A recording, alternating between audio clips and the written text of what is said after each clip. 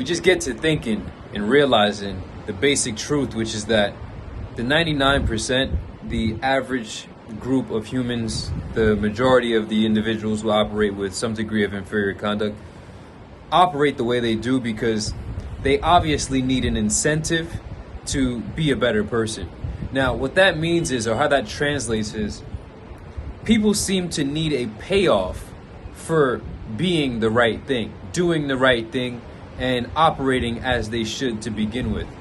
Once you recognize that the truth is the reward in itself, the superior conduct is the reward in itself, the well-being is the reward in itself, and being an upstanding individual is the reward in itself, then all things follow.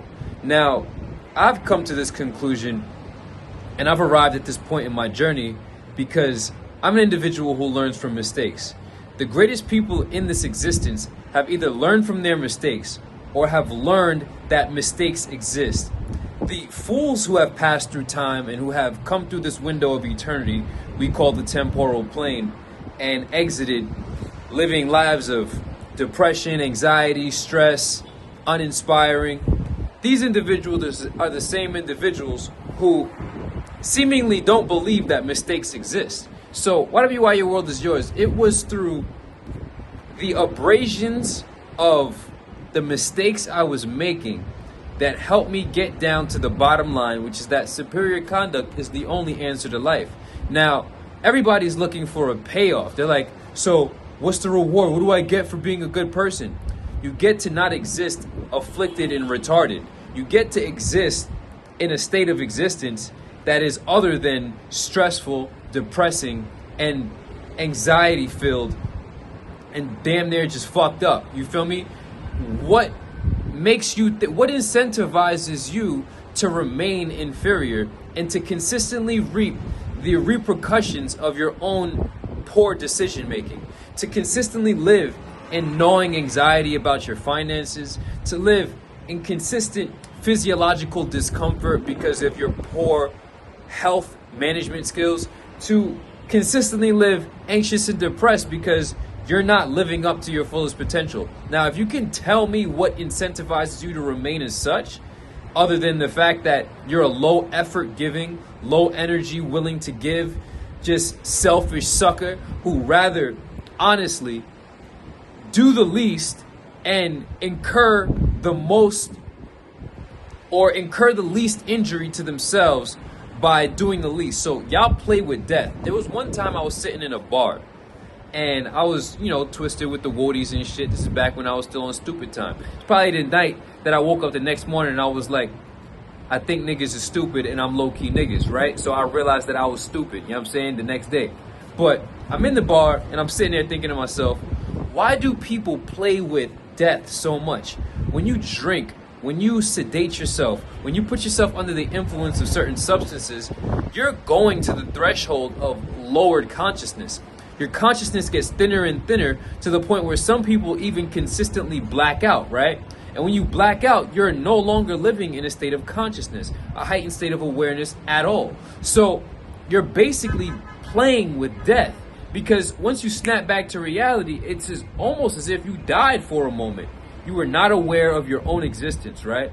So we get to this point where people will be lazy and not work out, for example, as long as they can meek themselves by through time, still gratifying their little desires and still not totally incapable.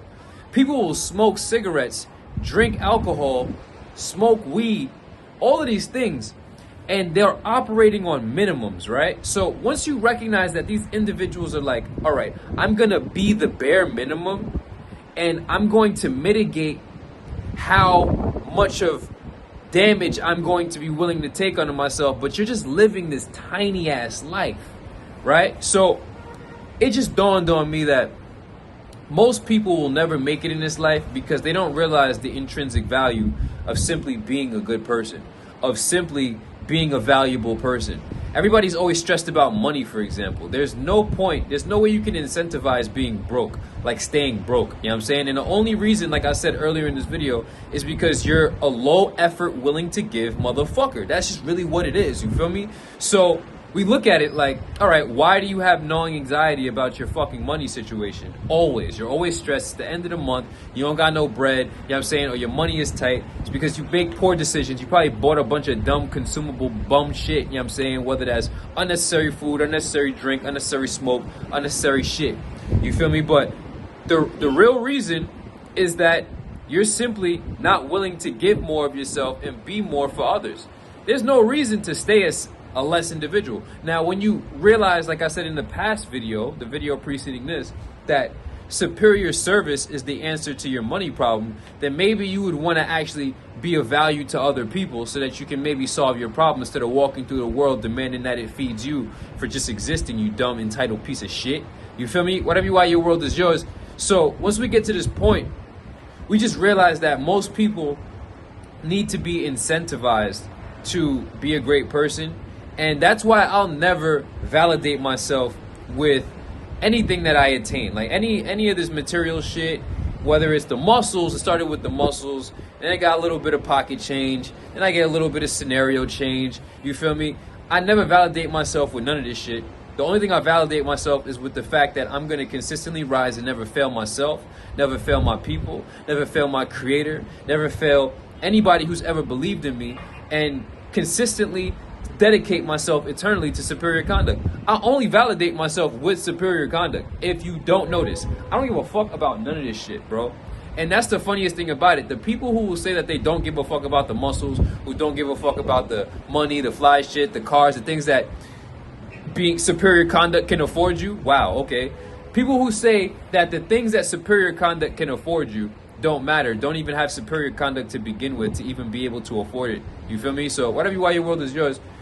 Never validated ourselves with anything. And if I consistently try to validate myself with the muscles like most of these dummy monkeys, you know what I'm saying, look at my muscles, then people are only going to see the shallow outcome as the result, and they never have an internal lasting flame of a soul kindling flame of a soul tinder to keep them pushed towards eternal satisfaction, which is in superior soul conduct. Whatever you want, your world is yours. It's a soul style.